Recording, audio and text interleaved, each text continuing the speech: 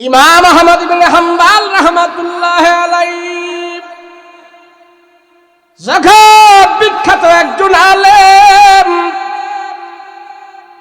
বুখারী, তিরমিজি, আবু দাউদ, ইবনে মাজাহ, মুসলিম শরীফ, সিয়াসিত্তার কিতাবের আগে যেই কিতাবটা বিশুদ্ধ কিতাব ছিল তার নাম ছিল মুসনাদে আহমদ। একটা ইলমি কথা বলি, মুসনাদে আহমদ কিতাবের ভিতরে উনি 40,000 হাদিস দিয়ে সেই কিতাবটা উনি রচনা করলেন। 40,000 হাদিস দিয়ে যখন নাকি কিতাব রচনা করলো, 40,000 হাদিস দিয়ে কিতাব রচনা করে ওনার নাম হলেন মুসনাদে আহমদ। সেই কিতাবের নাম হলো মুসনাদে আহমদ। আহমদ ইবনে হাম্বল রাহমাতুল্লাহি আলাইহি বলে, আমি একজন যুবক দেখেছি, যে যুবক এত বড় আলেম না, এত বড় কিছু না, সে যুবক একটা আমল করেছে, সে আমল করে আল্লাহর দরবারে প্রিয় বান্দা হয়ে গেছে। এই আমলটা বারবার করার কারণে আল্লাহ পাক রব্বুল আলামিন তার জবানটারে পবিত্র বানায়া দিয়েছে। এই পবিত্র জবান দিয়ে সে আল্লাহর কাছে যা চাইতো, আল্লাহ সাথে সাথেই তারে তা দান করে দিত। আল্লাহর কাছে প্রিয় বান্দা হওয়ার জন্য আপনার অত কিছু দরকার নাই। বিশাল বড় মুফতি হতে হবে, আলেম হতে হবে, মাস্টার হতে হবে, ডাক্তার হতে হবে, বিশাল বড় কিছু হতে হবে তা না। নবীর একজন সাহাবী ছিলেন, যে যুদ্ধে পাঠাইতো সেই যুদ্ধই লাভ করত। সেই সাহাবীর মাত্র 4টা সূরা জানা ছিল। কয়টা সূরা বলেন না? কয়টা সূরা? কিন্তু যেই যুদ্ধে পাঠাইতো ওই যুদ্ধেই সেই জয় লাভ করত। তার নাম হলেন খালিদ ইবনে ওয়ালিদ। সুবহানাল্লাহ। তাহলে আল্লাহর কাছ থেকে বিজয় পাওয়ার জন্য বড় শর্ত নয়, দিল তাজা করা, ইমান তাজা করা হইল শর্ত। কথা বলেন ঠিক কিনা? আহমদ ইবনে হাম্বল রাহমাতুল্লাহি আলাইহি বলে, দুনিয়ার মানুষ, আমার জীবনে আমি একটা যুবক দেখেছি, তার জবান দিয়ে সে যা আল্লাহর কাছে চায় আল্লাহ তাই তারে দান করে দেয়। আহমদ ইবনে হাম্বল বলে, আমি একদিন রাস্তা দিয়ে হাঁটতেছি, হাঁটতে হাঁটতে আমি অনেক দূর গেলাম। অনেক দূর যাওয়ার পর আমার উদ্দেশ্য হইল আমি অমুক জায়গায় যাব, সেখানে আল্লাহর রাসূলের হাদিস আছে, সেখান থেকে আমি হাদিস সংগ্রহ করব। হাঁটতে হাঁটতে যখন নাকি দিন পেরিয়ে সন্ধ্যা হয়ে গেল, এশারের নামাজ এক মসজিদে পড়লেন। মসজিদে নামাজ পড়ার পর চিন্তা করলো, এত রাত্রে মরুভূমি দিয়ে হাঁটাটা ঠিক হবে না, মরুভূমি দিয়ে এত রাত্রে আমি হাঁটতে পারবো না, ভয় ভয় লাগে। মসজিদের ভিতরে যায় উনি ঘুমায় গেল।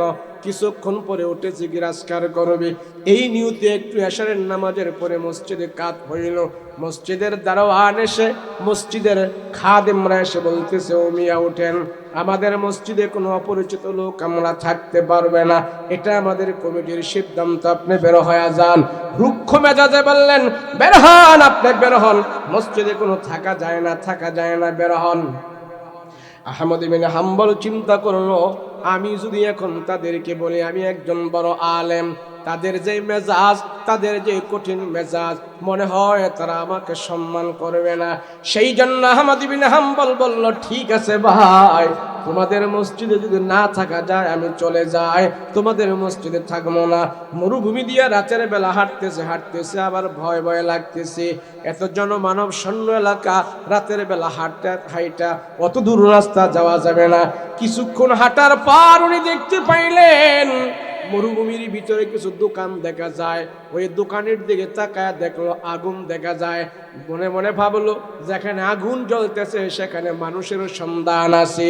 আস্তে আস্তে করে হাঁটি পা করে আগুনের কাছে যায় দেখি এটা কোনো সাধারণ আগুন নয়, তন্দুরের রুটির চুলার আগুন জ্বলতেছে। আর এই চুলাটা জ্বলতেছে, একটা যুবক সেখানে দোকানটা পরিচালনা করতেছে।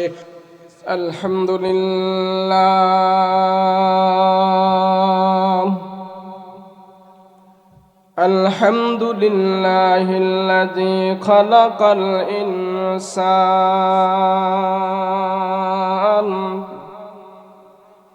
'আল্লামাহুল বায়ান।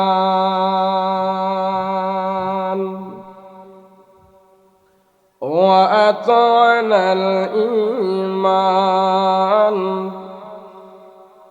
وخلقنا المسلمين والمسلمات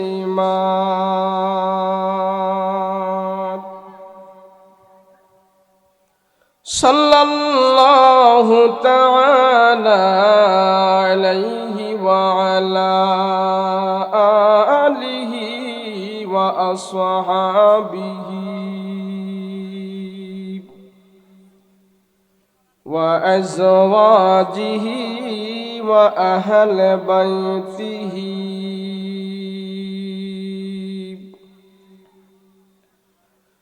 علماء أمته وفقهاء ملته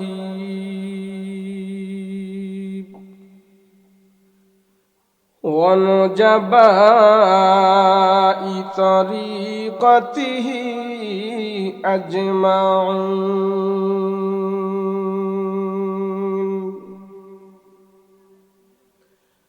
الذي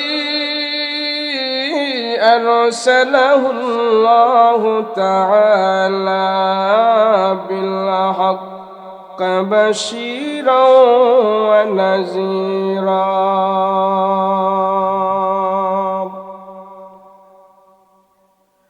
وداعيا إلى الله بإذنه وسراجا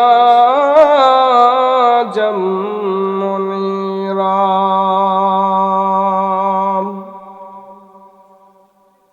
أما بعد فأعوذ بالله من الشيطان الرجيم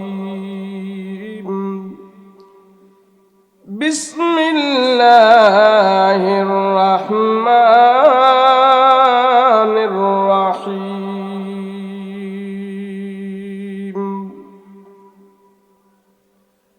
يا أيها الناس إنا خلقناكم من ذكر وأنثى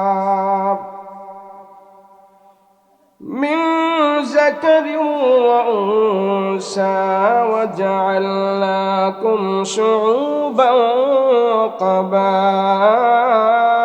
لتعارفوا إن أكرمكم عند الله أتقاكم إن الله عليم خبير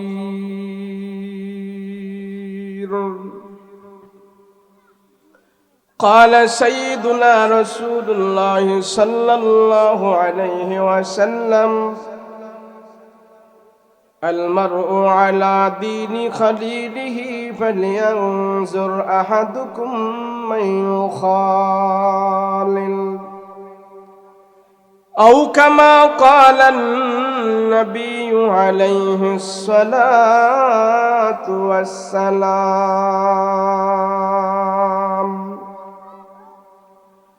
وقال تعالى في شان حبيبه ومحبوبه وما أرسلناك إلا رحمة للعالمين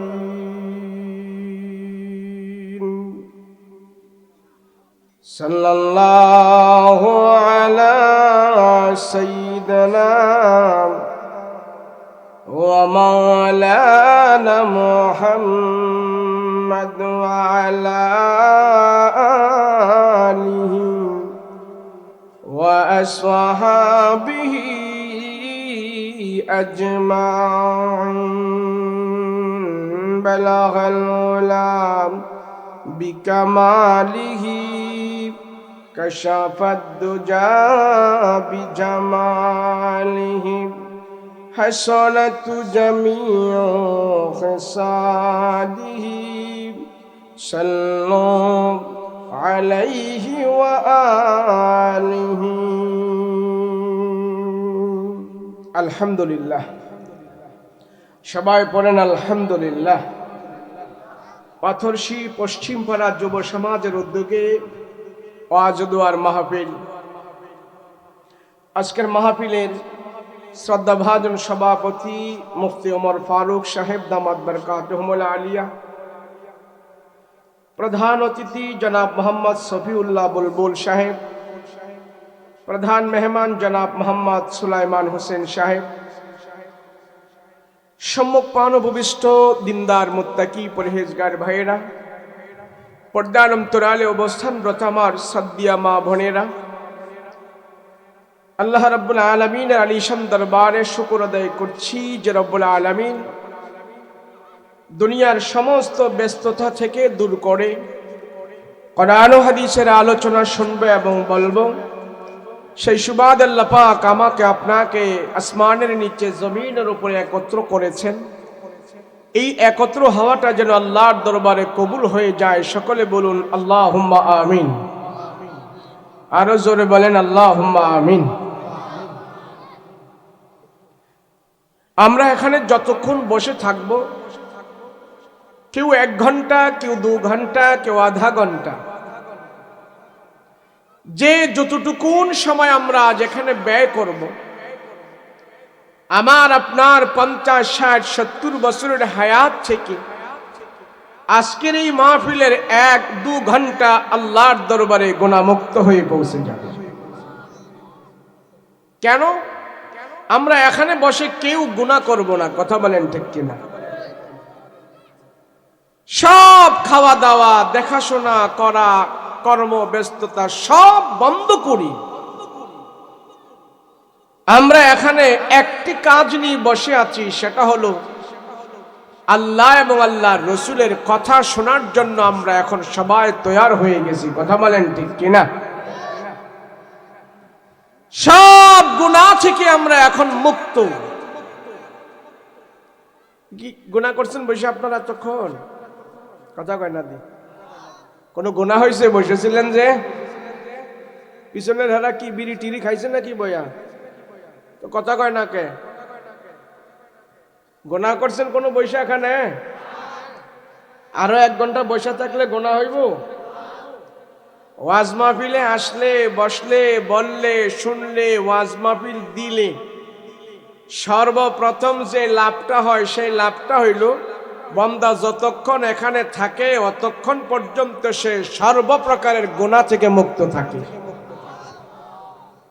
এই যে এতগুলো মানুষকে আজকে এখানে গুনাহমুক্ত একটা প্ল্যাটফর্ম, একটা অবস্থান, একটা সময়, একটা ব্যবস্থাপনা, যে সমস্ত ছেলেরা মেহনত করে আপনাদের সহযোগিতায় এই গুনাহমুক্ত একটা পরিবেশ তারা উপহার দিয়েছেন। এই গুনাহমুক্ত সময়, বর্তমান সময়ে আমাদেরকে যে একটা পরিবেশ করে দিয়েছে, এই যুবকদের পক্ষ থেকে আমি মনে করি তারা সর্ব উৎকৃষ্ট একটা নেকের কাজ এখানে আমাদেরকে উপহার দিয়েছে। এর থেকে বড় আর কোনো নেকের কাজ হতে পারে না। সম্মিলিতভাবে এতগুলো মানুষকে তারা এখানে 1-2 ঘন্টা যে বসিয়ে রাখবি মাহফিলের মাধ্যমে, এই 1-2 ঘন্টা যে আমরা গুনাহ থেকে মুক্ত আছি, এই মুক্ত থাকার সময়টা গুনাহটা যেন না করছি, এই সুযোগটা যারা করে দিয়েছে আল্লাহ তাদের উপরে এই সুযোগ করে দেওয়ার জন্য তাদেরকে আল্লাহ পাক তাদের আমল নামায় সমান পরিমাণ সওয়াব দান করে দিয়েছে। আর এটাই ছিল নবী রাসূলদের উদ্দেশ্য।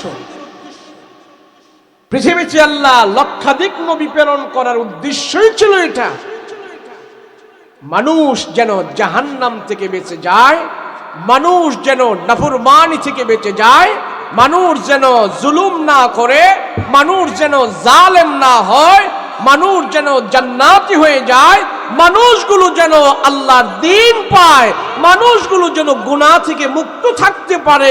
এই উদ্দেশ্যে আল্লাহ পাক লক্ষাধিক নবী রাসূল দুনিয়াতে প্রেরণ করেছে। সে নবী রাসূল নাই, সাহাবী নাই, যারা এই কাজগুলো করে নমুনা স্বরূপ তারা কেমন যেন সাহাবাই কেরামের সুন্নত, নবী রাসূলের সুন্নতরাই তারা এই জমিনে বর্তমানে জিন্দা করে দিয়েছে। যত নবী রাসূল দুনিয়াতে আসছে উদ্দেশ্য হলো একটা, জাহান্নাম থেকে যেন মানুষ বাঁচতে পারে। ঈসা নবী থেকে নিয়ে আমাদের নবী পর্যন্ত 600 বছরের এখানে একটা গ্যাপ ছিল। এই 600 বছর পৃথিবীতে কোনো নবী রাসূল আসে নাই। নবী রাসূল না আসার ফলে দাওয়াত ছিল না, তাবলীগ ছিল না, ওয়াজ মাহফিল ছিল না, খতিব ছিল না, বয়ান ছিল না, কালেমার দাওয়াত ছিল না, পীর মাশায়েখ ছিল না, হক্কানি আলেম ছিল না, বুজুর্গ ছিল না, কোরআন তেলাওয়াত করেনেওয়ালা ছিল না, আসমানি গ্রন্থ তেলাওয়াত করে মানুষকে শোনাবে এমন এক পরিবেশ ছিল না। এমন 600 বছর, কয়শো বছর ধরে বলে? আমার কথা বুঝেন? এতটুক কথা বুঝছেন যে 600 বছর দুনিয়াতে কোনো নবী রাসূল ছিল না? কথা কয় না? এই আওয়াজ না করলে আমার আওয়াজও হবে না। আমি যা বলবো তা যদি হা হু করেন তাইলে মনে করবো যে আমার কথাগুলো আপনারা বুঝতেছেন। পৃথিবীতে নবী রাসূল ছিল না কয়শো বছর?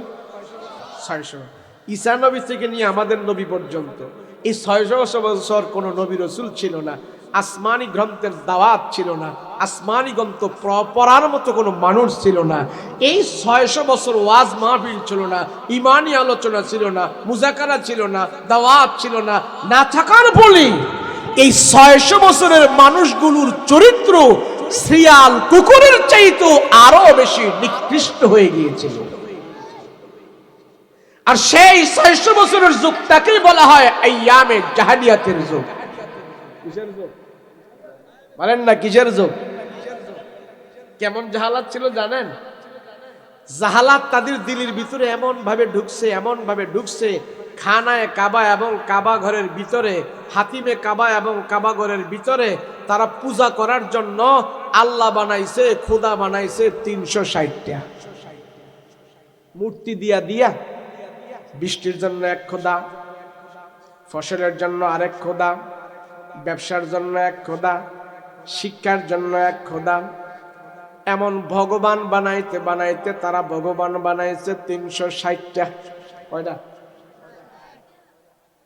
এক এক সেক্টরের জন্য এক একটা করে তারা খোদা বানাইছে। কেন? ওই মোডা যেডারে পাইছে হেডারে তারা খোদা বানা শুরু করছে। ওই দাওয়াত নাই তো, তালিম নাই তো, গাস্ত নাই তো, ওয়াজ মাহফিল নাই তো, আলেম নাই তো। তো সেজন্য যে যেমনে বুঝাইছে হেডারেই তারা ধর্ম মানছে, এডারে তারা খোদা মনে করছে।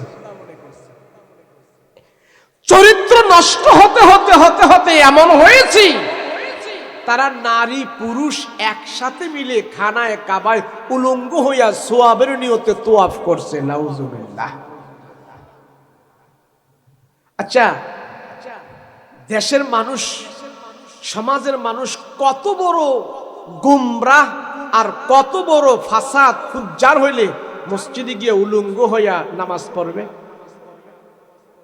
বলেন, কত বড় নিকৃষ্ট জঘন্য সমাজ হলে ধর্মও মানবে আবার মসজিদে গিয়ে উলঙ্গ হয়ে নামাজও পড়বে?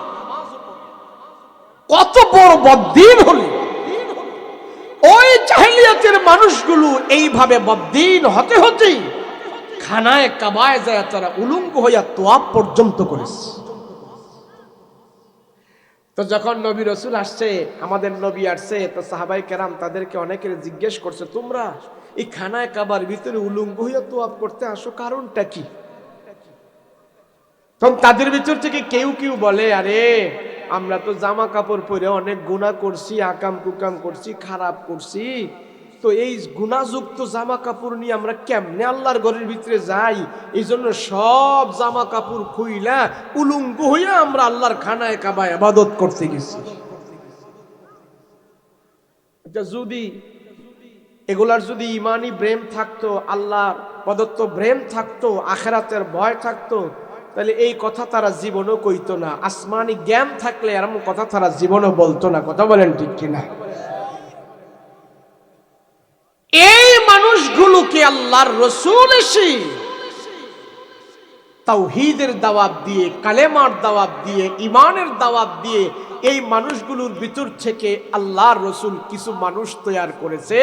এদের ভিতর থেকে একজনের নাম হলেন ওমর, আরেকজনের নাম হলেন দাহিয়া কালবি, আরেকজনের নাম হলেন আবু বকর, আরেকজনের নাম হলেন ওমর, আরেকজনের নাম হলো ওসমান। এইভাবে করতে করতে করতে করতে এই জাহেলের সমাজ থেকে আমার রাসূলুল্লাহ একটা জামাত বের করলেন, ১৬ লক্ষ সাহাবায়ে কেরামের জামাত। যারা মানুষ খুন করত, যারা মদ খাইত, যারা জিনা করত, যারা ব্যভিচার করত, এরা এখন রাসূলুল্লাহর সাথে সঙ্গ হয়ে ঈমান এনে তাওহীদ পেয়ে ইসলাম মেনে মানুষ খুন করবে দূরের কথা, একটা পিপিলিকা পর্যন্ত তারা মারতে সাহস পায় না। সুবহানাল্লাহ। আজকে এই সমাজেও যদি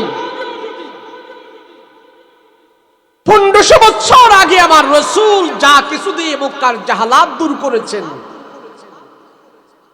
১৫০০ বছর পরে এসে এই ডিজিটাল যুগেও যদি এই দেশের মানুষ সেই আইনগুলো এই সমাজে বাস্তবায়ন করে, এই সমাজের মানুষও সোনার মানুষে পরিণত হয়ে যাবে। কথা বলেন ঠিক কিনা? কিন্তু করবে না। আমরা তো বলি যে ভাই, বাংলাদেশে এত চুরিদারি হচ্ছে, এত কিছু না কইরা কোরআন থেকে শুধু একটা আইন করেন, সব ঠিক হয়ে যাবে।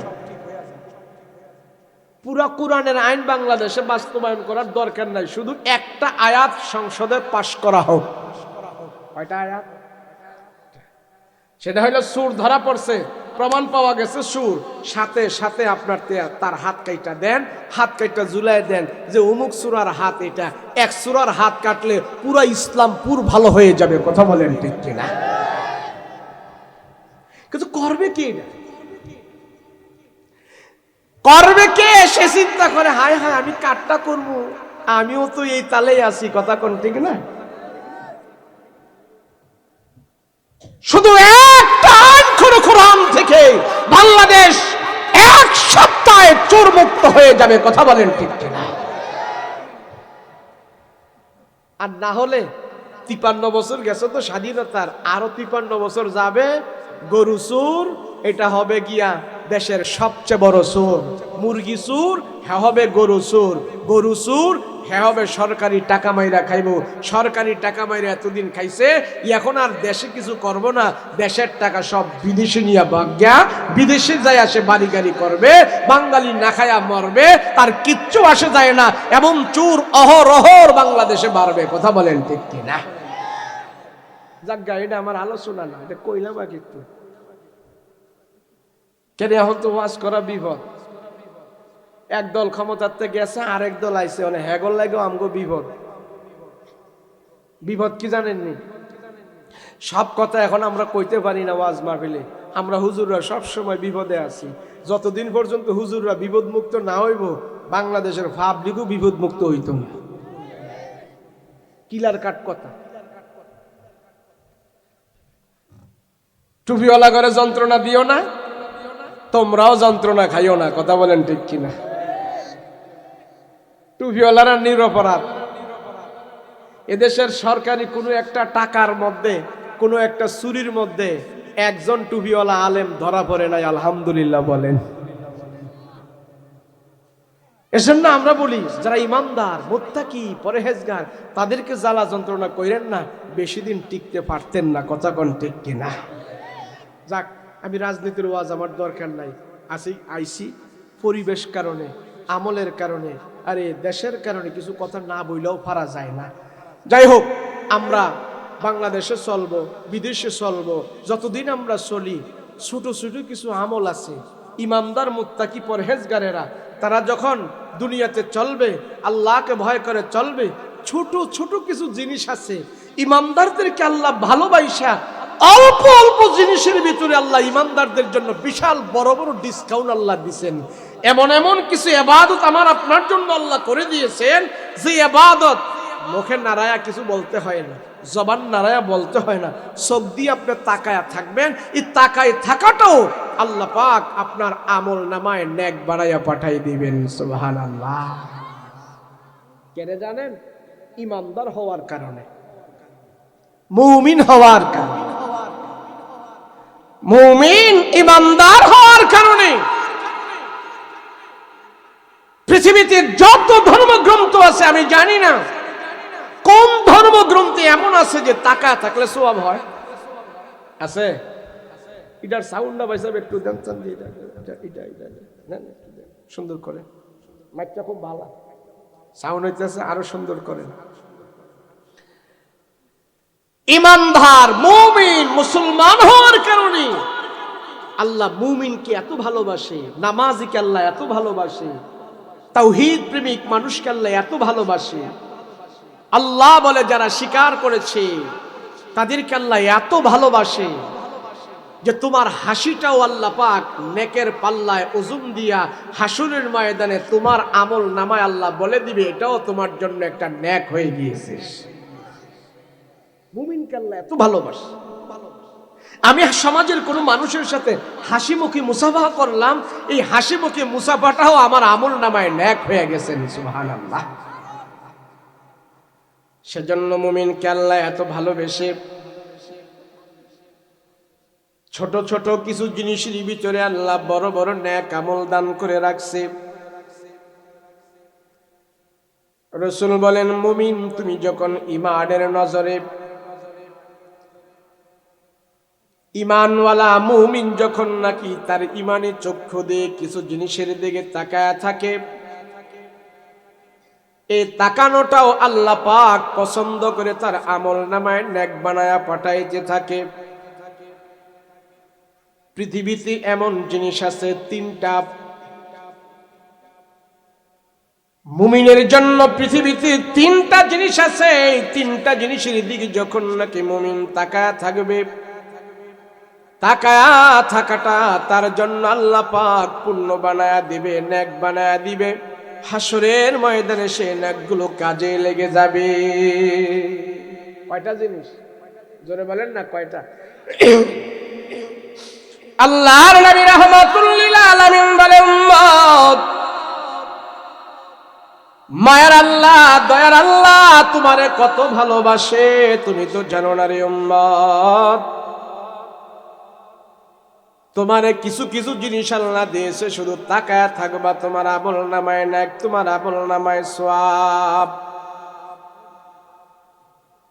রাসূল বলেন, জবান নাড়া তুমি নাড়াচাড়া করতে হবে না, জবান নাড়া তুমি বলতে হবে না, আওয়াজও করতে হবে না, শুধু তাকায়া রইলা।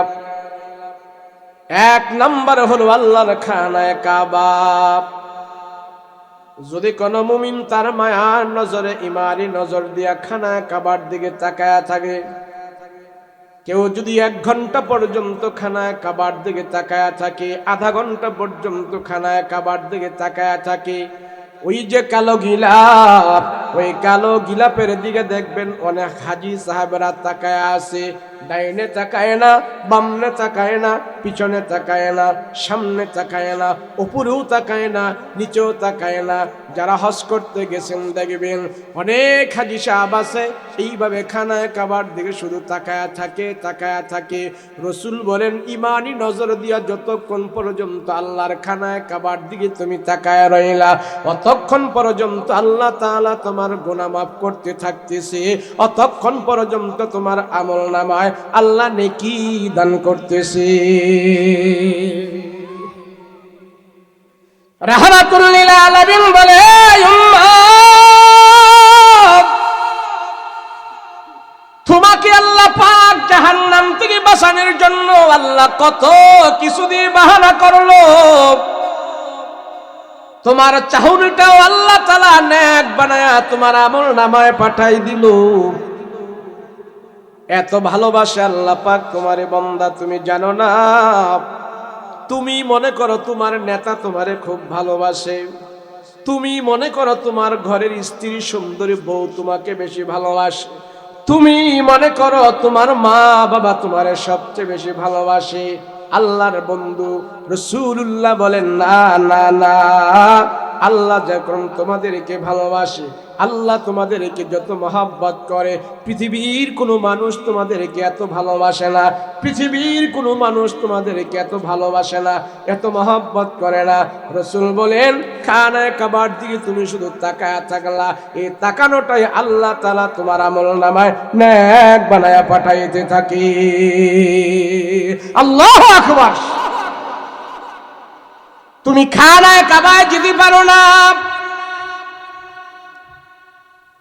আরেকটা কাবা আল্লাহ পাক তোমার ঘরের ভিতরে দিয়েছে।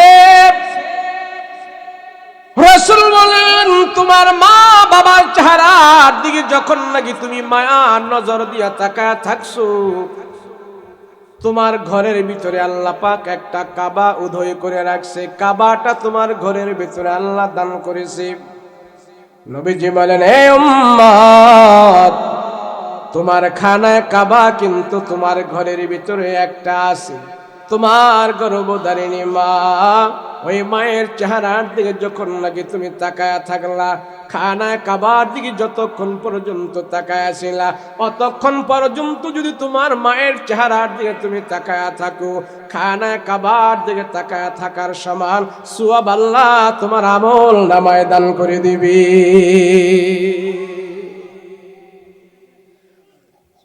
কোন সন্তান যদি তার মা বাবার চেহারার দিকে মায়ার নজর দিয়া তাকায়া থাকে, রাসূল বলেন, হজ্জে বাইতুল্লাহর সওয়াব তোমাকে আল্লাহ পাক দান করতে থাকে।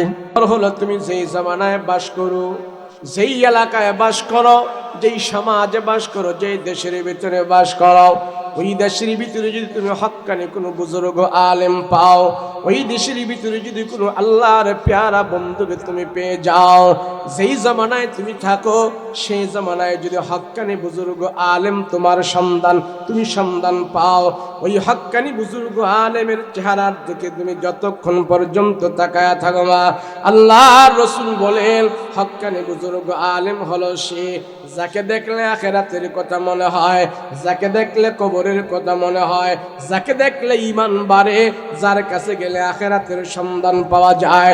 এমন হক্কানি বুজুর্গ আলেমের চেহারার দিকে যখন তুমি মায়ার নজর দিয়ে তাকায়া থাকবা, রাসূল বলেন, যতক্ষণ পর্যন্ত আলেমের চেহারার দিকে তুমি তাকায়া ছিলা, অতক্ষণ পর্যন্ত আল্লাহ তাআলা তোমার ছোট ছোট গুনাহগুলো ক্ষমা করে দিয়েছে। আল্লাহু আকবার। শুধু আমরা মুমিন হওয়ার কারণে, ইমানদার হওয়ার কারণে আল্লাহ পাক রব্বুল আলামিন তোমার আমার জন্য আল্লাহ তাআলা এত বড় সুযোগ করে দিয়েছে রে বন্ধু। খানা কামায় তুমি যেতে পারো না, তুমি গরিব মানুষ, তোমার ঘরের খাবার তুমি খবর নাও, তোমার মায়ের চেহারার দিকে তুমি তাকায়া থাকো, তোমার মায়ের খবর তুমি নাও, তোমার মায়ের দেখাশোনা তুমি করো, তোমার মায়ের কি খাবারের প্রয়োজন, তোমার মায়ের ঔষধের প্রয়োজন, তোমার মায়ের কখন কি লাগবে, তুমি যদি দূরে থাকো, বিদেশ থাকো, দিনে একবার হলেও তোমার মায়ের খবর নাও, 2 দিন পরে হলো খবর নাও, সপ্তাহ পরে হলো তুমি খবর নাও। যতবার তুমি খবর নিবা, অতবার আল্লাহ তাআলা তোমার উপরে রহম দান করতে থাকবে। আল্লাহু আকবার। মানুষ আজকে সমাজের পরিস্থিতি এমন হয়ে গেছে, আমরা তো দেখি সমাজে সব মানুষ হাসি মুখে, সালাম মুসাফা আদর কদর সব ঠিক আছে, রাস্তাঘাটে বের হলে একজনকে একজনে সালাম দিচ্ছে, খুব হাসি মুখে কথা বলতেছে। আসলে বর্তমান সমাজে অরিজিনাল হাসি কোনো মানুষের মুখে নাই আমার মনে হয়। রাস্তাঘাটে দেখা হলে একজনে আরেকজনকে হাসি দিয়ে সালাম দেয়, এটা আসল হাসি না, এটা প্লাস্টিকের হাসি হয়ে গেছে। দিল থেকে আসল হাসি আসে না মানুষের এখন। আসবো কিভাবে? এই যে দিল, এটা তো সবচেয়ে বড় নাপাক আর গান্দা হয়ে আছে, গোমরা হয়ে গেছে। এর জন্য আল্লাহ দুনিয়ার বুকে রহমত, বরকত, শান্তি সব আল্লাহ উঠাইয়া নিয়ে আনিছে। আমি যদি বলি যে আলেম ওলামা স্যার, এই বাচ্চারা, এই বসো, আমি যদি বলি যে আলেম ওলামা ছাড়া, মাদ্রাসার হুজুর ছাড়া আজকে সকালে কয়জনে কোরআন তেলাওয়াত করছেন, হাত কয়টা উঠবো দেখি? উঠছি কয়েকটা। মাশাআল্লাহ মাশাআল্লাহ, আলহামদুলিল্লাহ। এলাকার নাম কমু না, কোন কোন এলাকায় যাই আমরা বলি ভাই সকালবেলা কোরআন পড়ছেন কয়জনে, সব আপনার কথা হাত উঁচু 2 জন, আর তাদের সবার মাথা নিচে জায়গায় একজনও হাত উঠায় না। যে ঘরে প্রত্যেক দিন কোরআনের তেলাওয়াত হবে, আল্লাহর রাসূলের ওয়াদা, ধারণা অতীত সেই ঘরে আল্লাহ রিজিকের ব্যবস্থা করবে, ধারণা অতীত তার ঘরের ভিতরে আল্লাহ রহমত বরকত শান্তি ঢেলে দিবে। আমরা মুসলমান, আমরা মুসলমান। আমরা তো মনে করি আমেরিকা, লন্ডন, জাপান, টাকা, হারাম, সুদ খাইয়া কিছু পয়সা কামাইতে পারলেই মনে হয় অনেক কিছু পাইয়া গেছে। আরে বেটা না, তাম পৃথিবীর মুখে যে একটা গ্রন্থ চ্যালেঞ্জ করে রাখছে তার নাম হলো আল কোরআন। কথা বলেন কি? সারা পৃথিবীর মুখে কোরআন কিয়ামত পর্যন্ত চ্যালেঞ্জ করবে, আমার কাছে আসো। আদর্শলিপি 10 পৃষ্ঠা বইয়ের একটা হাফেজ নাই। গীতা, মহাভারত, রামায়ণ, ত্রিপিটক, দেব, জিন্দা, মেস্তা, শোলক, সহিফা, দীঘানিকা, যত ধর্মগ্রন্থ আছে একটা ধর্মের গ্রন্থেরও হাফেজ দুনিয়াতে নাই। কথা বলেন ঠিক কিনা? কথা কয় না? আছে, হাফেজ আছে, কিন্তু শুধু বাংলাদেশ ছোট্ট একটি দেশ, এই দেশের ভিতরেই বর্তমানে 25 লক্ষের উপরে কোরআনের হাফেজ আছে। আলহামদুলিল্লাহ। কয় লক্ষ ধরে বলেন?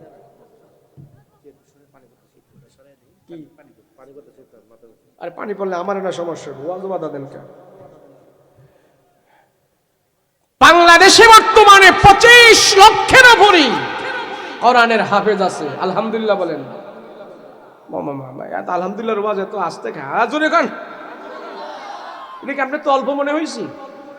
সৌদি আরবে কোরআন নাজিল হয়েছে, নবী রাসূল এসেছে, সেই সৌদি আরবে 25 লক্ষ কোরআনের হাফেজ নাই।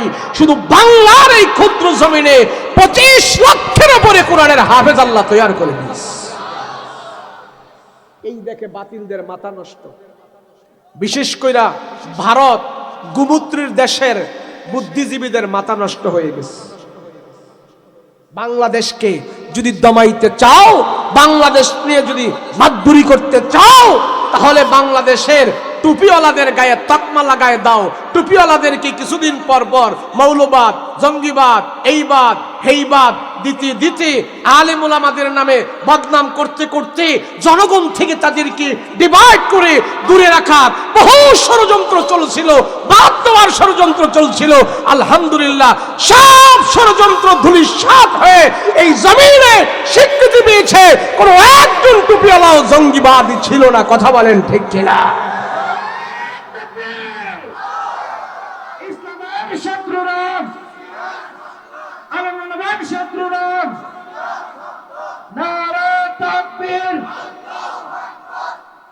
তাই এমন শত্রু এখন না, 1500 বছর আগেই ছিল। কথা কোন ঠিক কিনা?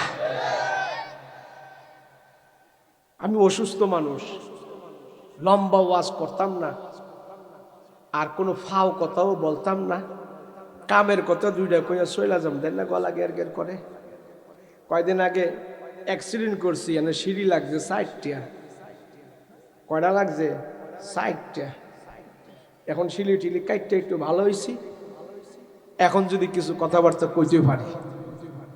তো যাই হোক, অনেক কষ্টে ছিলাম, বিপদে ছিলাম, ভয়ে ছিলাম। এখন আলহামদুলিল্লাহ, এখন ভয়টয় আর বেশি নাই। যা সামনের দিনগুলো যেন আলেম ওলামারা মুখ খুলে, জবান খুলে যেন কথা বলতে পারে, আপনারা একটু দোয়া করবেন। কথা বলেন ঠিক কিনা? যে আলেম, সে হক্কানি আলেম, বাতিলের সামনে যদি মুখ খুলে সে ইমানি কথা না বলতে পারে, সে হক্কানি আলেম না। যত বড় বুজুর্গ দাবি করে, যা কিছু দাবি করে, আলেমের সবচেয়ে ইমানি পাওয়ার হলো জালেমের সামনে হক কথাটা বলার নাম হইল হক্কানি আলেম। এই কথা বলতে যেয়া ইমামে আজম আবু হানিফা রহমতুল্লাহ আলাই জেলখানার ভিতরে যেতে হয়েছে। এই হক কথা বলতে যেয়া ইমাম বুখারী দেশ ছাইরা বিদায় হতে হচ্ছে। এই হক কথা বলতে যেয়া ইমাম আহমদ ইবনে হাম্বল জেলখানার ভিতরে ধুকি মরতে হয়েছে। হক কথা বলতে যেয়া বাংলাদেশের বহুত আলেম জেলখানার রশি গলায় লাগায়া শহীদ মরণ বরণ করতে হয়েছে। কথা বলেন ঠিক কিনা? এটা দুনিয়ার নিয়ম, এটা দুনিয়ার সিস্টেম, এটা দুনিয়ার রেওয়াজ। থাকবেই থাকবে, আরো থাকবে, আরো থাকবে। আলহামদুলিল্লাহ, মুমিনারা ভয় পেও না। কিয়ামতের আগ পর্যন্ত আল্লাহ পাক এই জমিনে একদল হক্কানি, হকের মিশন, ইমানদার, বুকের তাজা মাথা সব ঢেলে দিবে। এরপরও তারা ইমান বিক্রি করবে না। তাদের কাছে মাথার থেকে ইমানের মূল্য বেশি। ইমান টিকানোর জন্য তারা মাথা দিয়ে দিবে, কিন্তু মাথার টুপি দিবে না। কথা বলেন ঠিক কিনা? তাই আমি বলবো, আমরা মুমিন, আমাদের ছোট ছোট কাজেও আমাদের অনেক বড় বড় নেক। কথা বলেন ঠিক কিনা? আমরা ভয় পাবো না, আমরা কোনোদিন ভয় পাবো না।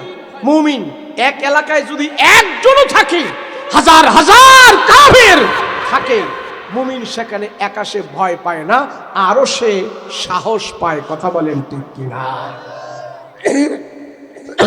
ছোট ছোট কাজ কি যে তুমি খানায় কাবার দিকে তাকায় রইছো, আর এই তাকানো থাকাটাই আল্লাহ তোমার আমল নামায় নেকি দান করতেছেন। সুবহানাল্লাহ। তোমার মার চেহারার দিকে তুমি তাকিয়ে আছো, এই তাকানোটাই তুমি মুমিন হওয়ার কারণে আল্লাহ তোমার নেক বানায়া পাঠাই দিয়েছিস। কোন হিন্দু, কোন বৌদ্ধ, খ্রিস্টান, নাসারা, বেঈমান, তারা যদি তার মায়ের দিকে মায়ার নজর দিয়ে তাকায় থাকে, তার আমল নামায় কোনো সওয়াব হবে না। কথা বলেন ঠিক কিনা? সেই জন্য রাসূল বলেন, মুমিন তুমি ছোট ছোট আমলগুলোকে গুরুত্বপূর্ণ দিয়ে করবা, গুরুত্ব সহকারে করবা। কোনো ভয় পেও না, কোনো চিন্তা করো না, পেরেশানি করো না। তোমাকে জান্নাতে নেওয়ার জন্য আল্লাহ পাক অনেক কিছু তোমাকে দান করেছে, অনেক কিছু তোমাকে দিয়েছে। মুমিনের চাহনিটাও আল্লাহ পাক নেক বানায়া মুমিনের আমল নামায় আল্লাহ দান করেছে। মুমিনের চাহনিটাকেও আল্লাহ পাক আল্লাহ খুশি হয়ে বলতেছে, তোমার এই চাহনিটাও আমি আল্লাহ জান্নাতে যাওয়ার জন্য কাজে লাগায়া দেব।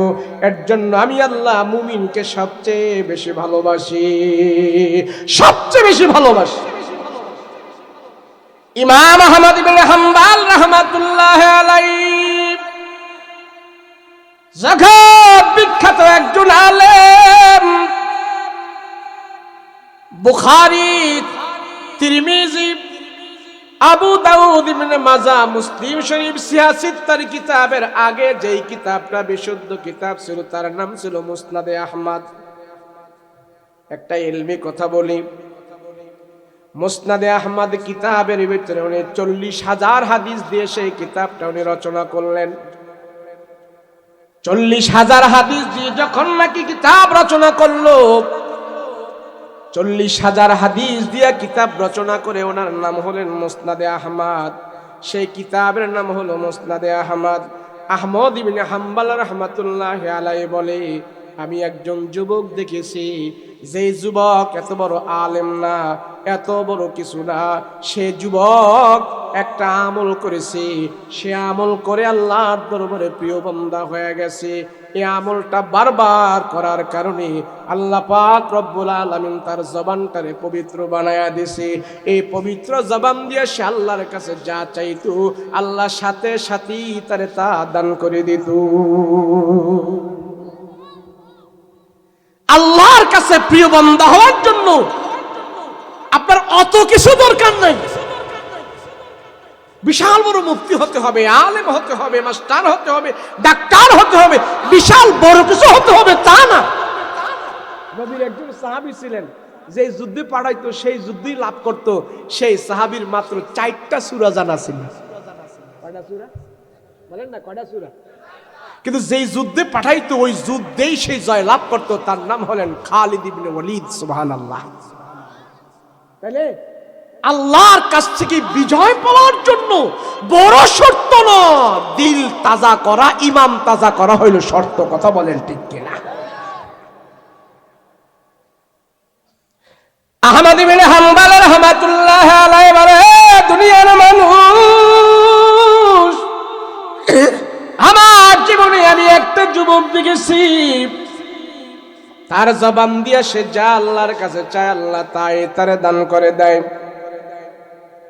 আহমদ ইবনে হাম্বল বলে, আমি একদিন রাস্তা দিয়ে হাঁটতেছি, হাঁটতে হাঁটতে আমি অনেক দূর গেলাম। অনেক দূর যাওয়ার পর আমার উদ্দেশ্য হইল আমি অমুক জায়গায় যাব, সেখানে আল্লাহর রাসূলের হাদিস আছে, সেখান থেকে আমি হাদিস সংগ্রহ করব।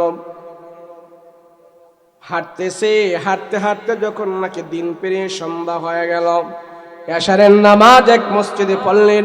মসজিদে নামাজ পড়ার পর চিন্তা করলো, এত রাত্রে মরুভূমি দিয়ে হাঁটাটা ঠিক হবে না, মরুভূমি দিয়ে এত রাত্রে আমি হাঁটতে পারবো না, ভয় ভয় লাগে। মসজিদের ভিতরে যায় উনি ঘুমায় গেল।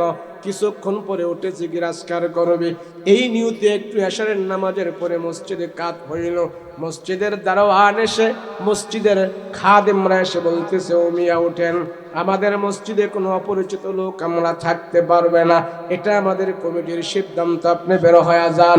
রুক্ষ মেজাজে বললেন, বের হন, আপনি বের হন, মসজিদে কোনো থাকা যায় না, বের হন। আহমদ ইবনে হাম্বল চিন্তা করলো, আমি যদি এখন তাদেরকে বলি আমি একজন বড় আলেম, তাদের যে মেজাজ, তাদের যে কঠিন মেজাজ, মনে হয় তারা আমাকে সম্মান করবে না। সেই জন্য আহমদ ইবনে হাম্বল বলল, ঠিক আছে ভাই, তোমাদের মসজিদে যদি না থাকা যায় আমি চলে যাই, তোমাদের মসজিদে থাকবো না।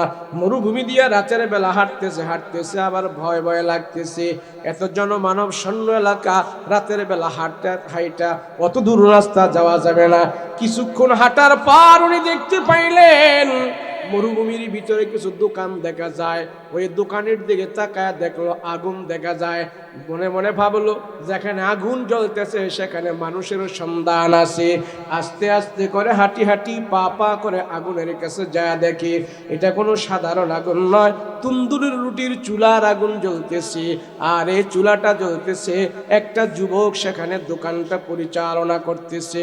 সুদূরসম চেহারাওয়ালা যুবক, সুন্দর চেহারাওয়ালা যুবক, রুটির দোকান পরিচালনা করে।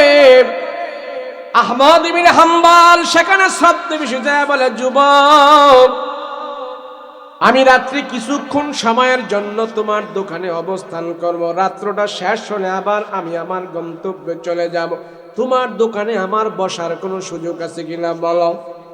যুবক বলে, চাচা বলেন কি, কত মানুষ আমার দোকানে আসে, তারা থেকে যায়, বসে বসে তারা গপ্প করে কাটায়, আপনিও বসেন, কোনো অসুবিধা নাই। ওই যুবক চিনতে পারতেছে না উনি যেন জামানার বড় একজন আলেম। আহমদ ইবনে হাম্বল মানুষটা সাধারণ হয়ে চলাফেরা করত, জামানার সবচেয়ে বড় আলেম। যুবকের দোকানে বৈশা আহমদ ইবনে হাম্বল রাহমাতুল্লাহ আলাইহি দেখতেছেন যুবকটা না ঠোঁট নাড়ায় জবান নাড়ায় কি যেন আমল করে, রুটি বানায়া চুলার ভিতরে দেয়, আর জবান নাড়ায় সে কি যেন বলে, রুটিটা চুলার ভিতরে থেকে বের করে, জবান নাড়ায় সে কি যেন বলে। আহমদ ইবনে হাম্বল চিন্তায় পড়ে গেল, ব্যাপার কি, যুবক সব কাজ করে কিন্তু তার জবান নাড়ায় সে কি যেন বলে। আর একটু আগায় যায় দেখতে শুনতে পাইলেন যুবক কি বলে, আমি একটু ভালো করে শুনি। আগায় যায় দেখে যুবক জবান নাড়ায় একটা তাসবিহ আদায় করতেছে। সব কাজ করে, কাজ করার আগে আর পরে সে বলতেছেন, আস্তাগফিরুল্লাহ আস্তাগফিরুল্লাহ আস্তাগফিরুল্লাহ আস্তাগফিরুল্লাহ, আল্লাহু আকবার। আহমদ ইবনে হাম্বল রাহমাতুল্লাহ আলাইহি আশ্চর্য হয়ে যায়, হায়রে যুবক, সারাটা রাত্র শুধু তুমি একটা আমল করলাম। সারা রাত পার হয়ে যাওয়ার পর আহমদ ইবনে হাম্বল যুবককে যা বলে, যুবক, বলো বলো, তুমি বলো রে যুবক, তোমার জবান নাড়ায় নাড়ায় তুমি কি পড়ছো বলো। আমি ইস্তেগফারের আমল করছি। কয় আমিও শুনছি সারাটা রাত্র তুমি এই আমলটাই করলা, অন্য কোনো আমল করলা না, কারণটা কি?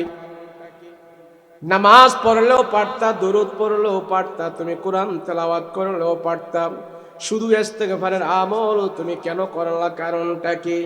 ওই যুবক ডাক দেয়া কয় চাচা, আমার আমল আমি করেছি, আপনি এটা জানার দরকার নাই, চুপ করে বসে থাকেন, আপনার কাজ আপনি করেন, আমার আমল আমি করি।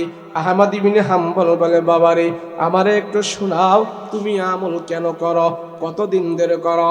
যুবক বলে আমি তো আমল অনেক দিন ধরে করি, আমার জীবনে অনেক আমল করেছি, কিন্তু এই আমলটা আমার কাছে সবচেয়ে বেশি প্রিয়, আমি সব সময় ইস্তেগফারের আমল করতে থাকি। বলে কেন করো? বলে এই আমল কইরা আমি আমার এই দুই ঠোঁটের জবানটা যে দেখতেছেন, এই জবানটারে আমি মুস্তাজাবুদ দাওয়া বানায় ফেলেছি, এই জবান দিয়ে আমি আল্লাহর কাছে যা চাই আল্লাহ তাই আমারে দান করে দেয়।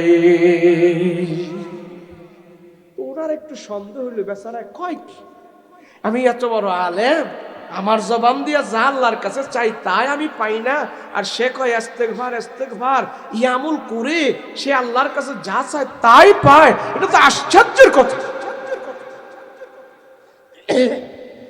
আহমদ ইবনে হাম্বল বলে যুবক, তোমার এই জবান পবিত্র জবান, আল্লাহর কাছ থেকে তুমি কি কি পেয়েছো আমাকে শোনাও। যুবক বলে না না, আপনাকে কেন শোনাবো, আমার বরকত নষ্ট হয়ে যাবে, কেন আপনাকে শোনাবো?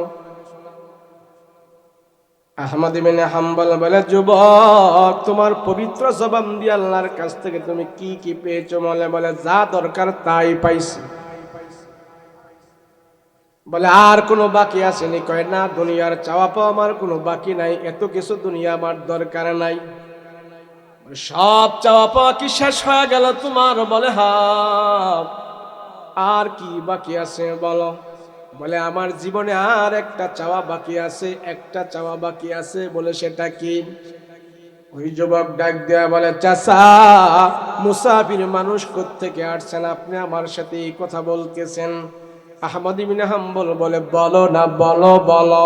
যুবক ডাক দেয়া কয় চাচা গো, আমি খানা কাবায় যেতে পারি না, রসুল বলেছেন তিনটা জিনিসের দিকে যখন মানুষ তাকায়া থাকে আল্লাহ তাআলা তার গুনাহ মাফ করতে থাকি। এক নম্বর হলো খানায় কাবা, আমি কাবাও দেখতে পারি না, রসুল বলেছেন মা বাবার চেহারার দিকে তাকায় থাকলে আল্লাহ তার গুনাহ মাফ করতে থাকে, হজের সওয়াব দান করতে থাকে। আমার মা নাই, মায়ের চেহারার দিকে আমি তাকায় থাকতে পারি না। রসুল তিন নম্বরে বলেছে জামানার কোনো হাক্কানি বুজুর্গ আলেম যদি পাও, তার চেহারার দিকে তাকায় থাকলে আল্লাহ তোমার গুনাহ মাফ করতে থাকি। ও চাচা, আমি ইস্তেগফারের আমল করি আমার জবান দিয়ে আল্লাহর কাছে হাত উঠে আমি বহুত দিন ধরে আল্লাহর কাছে বলতেছি, হে আল্লাহ, এই জামানায় নাকি বড় একজন আলেম আছে, তার নাম নাকি আহমদ ইবনে হাম্বল। আমার মৃত্যুর আগে যেন আল্লাহ পাক আহমদ ইবনে হাম্বলকে আমার চোখের নজরে দেখায়া দেয়, এই দোয়া আমি আল্লাহর কাছে বারবার করেছি। মৃত্যুর আগে যেন আল্লাহ পাক এই বড় আলেমের চেহারাটা আমার নজরে একবার দেখায়া দেয়। আহমদ ইবনে হাম্বল রাহমাতুল্লাহ আলাইহি আশ্চর্য হয়ে যায়, ও মালিক, তুমি কোন যুবকের সাথে আমার দেখা করাইলা? একটা ছোট্ট আমল করে এই যুবক তার জবানটারে পবিত্র বানায়া নিছে গো আল্লাহ, এমন যুবকের সাথে তুমি আমার দেখা করাইলা। এবার আহমদ ইবনে হাম্বল ডাক দেয়া কয় যুবক, তোমার মনের চাওয়া পাওয়া আল্লাহ পুরা করার জন্য, তোমার জবানটা যেন পবিত্র আল্লাহ পাক তোমাকে পুরা করার জন্য আমি এতক্ষণ বিশ্বাস করেছিলাম না তোমার জবান যেন পবিত্র জবান, আমি এখন বিশ্বাস না করে পারতেছি না। এই জামানার যে আলেম আহমদ ইবনে হাম্বলকে দেখার জন্য আল্লাহর কাছে তুমি বারবার দোয়া করে বলতেছো, ওই আহমদ ইবনে হাম্বলের কাছে তোমার যাওয়া লাগে নাই, তোমার যাওয়া লাগবে না, আমি কথা দিয়েছি তুমি আমার দিকে ভালো করে তাকাও। যেই আহমদ ইবনে হাম্বলের জন্য তুমি ইস্তেগফারের আমল করে করে আল্লাহর কাছে দোয়া করো। ওই আহমদ ইবনে হাম্বলকে আল্লাহ পাক তোমার রুটির দোকানে পাঠায়া দিছে। আয় আয় আয় যুবক আমার কাছে আয়। আহমদ ইবনে হাম্বল রহমাতুল্লাহি আলাইহি যুবককে বুকের সাথে জড়াইয়া বলে, আমার চেহারার দিকে ভালো করে তাকায় নাও, আমার নামই হলো বর্তমান জমানায় আহমদ ইবনে হাম্বল। আমি আল্লাহর রাসূলের হাদিস 40,000 হাদিস দিয়া কিতাব রচনা করার জন্য শুরু করে দিয়েছি। আমার নাম হলো আহমদ ইবনে হাম্বল। তোমার পবিত্র জবান, সেই জবানের দোয়া আল্লাহ পাক কবুল করেছে। আহমদ ইবনে হাম্বল পবিত্র যুবকের জবানে এবং কপালের মধ্যে চুমা খায়া আল্লাহর দরবারে শুকর আদায় করেছি। আল্লাহু আকবার। এই কথাটা বলার কারণ হইল আপনাদেরই ছেলেরা, আপনাদেরই যুবকেরা, তারা মিলে যে এই কাজটা করলো, ওয়াজ মাহফিল দিল, এটা কি ভালো করলো না খারাপ করলো? আপনারা মুরব্বীরা সহযোগিতা করেছেন আর ছেলেরা মিলে আয়োজনটা করেছে। তারাও যদি এমন কোনো একটা আমল করে আল্লাহর দরবারে মকবুল হয়ে যায়, আল্লাহর দরবারে কবুল হয়ে যায়, হতে পারে কি পারে না? বলেন কি পারে না? পারে না? যেই যুবকেরা গান বাদ্যের কথা ছিল, যেই যুবকেরা নারী আইনা নাচানের কথা ছিল, সেই যুবকেরা মিলে কোরআনের মাহফিল দিল। এর চেয়ে বড় আর এই যুবক থেকে আপনি কি আশা করেন? কথা বলেন ঠিক কিনা? এতগুলো মানুষকে তারা গুণামুক্ত একটা পরিবেশ দিয়েছে, এতগুলো মানুষকে তারা গুণামুক্ত একটা সময় দিয়েছে। এই সমাজের এই যুবকেরা সবচেয়ে বড় নেকের কাজ করেছে। কথা বলেন ঠিক কিনা? আপনারা মুরব্বীরা তাদের সাথে সহায় থাকবেন, আর্থিক দিয়ে, সময় দিয়ে, জান দিয়ে, মাল দিয়ে যুবক ছেলেদেরকে আপনারা একত্র রাখবেন এবং এই একত্র রেখে তাদেরকে বলবেন, তোমরা দিনের জন্য আগে চলো, আমরা তোমাদের সাথে আছি। কথা বলেন ঠিক কিনা? বাকি জনম, এই ছেলেরা প্রথম মাহফিল দিছে, বাকি যত মাহফিল দিবে আপনারা সাথে থাকবেন তো ইনশাআল্লাহ? সহায় থাকবেন তো ইনশাআল্লাহ? আল্লাহ মাহফিল কবুল করেন, বলেন আমিন। এই আয়োজন কবুল করেন, বলেন আমিন। অনেক কষ্ট করে আসছে, মুসাফির মানুষ, আমি আপনাদের জন্য দোয়া করি। আমার পরে আরো মেহমান আছেন, ইনারা দোয়া করবেন। ইনারা শরীর সুস্থ হলে, কোনোদিন দেখা হলে লম্বা টাইম দিব। এত দূরে ডাক্তার বলে দিছে যায়েন না, রেস্ট নেন। রেস্টেই আসিলাম, চলে আসছি। আরো কিছু বলার হুজুর আছে, না থাকলে কইতাম। আলহামদুলিল্লাহ, আল্লাহ আমাদের কবুল করেন, বলেন আমিন। এই ফোন করলে দাওয়াত দিলে সইলাম, আপনার ভালোবাসা দেখছি। আল্লাহ আমাদের জানে মালে বরকত দেন, আল্লাহ আমাদের ইমানে আমলে বরকত দেন। এই মাহফিলকে আল্লাহ কবুল করেন, যুবকদেরকে আল্লাহ কবুল করেন, যুবকদের প্রত্যেককে আল্লাহ ইমাম হাসান হুসাইনের মতন কবুল করেন, বলেন আমিন। আসসালামু আলাইকুম ওয়া রাহমাতুল্লাহি ওয়া বারাকাতুহু।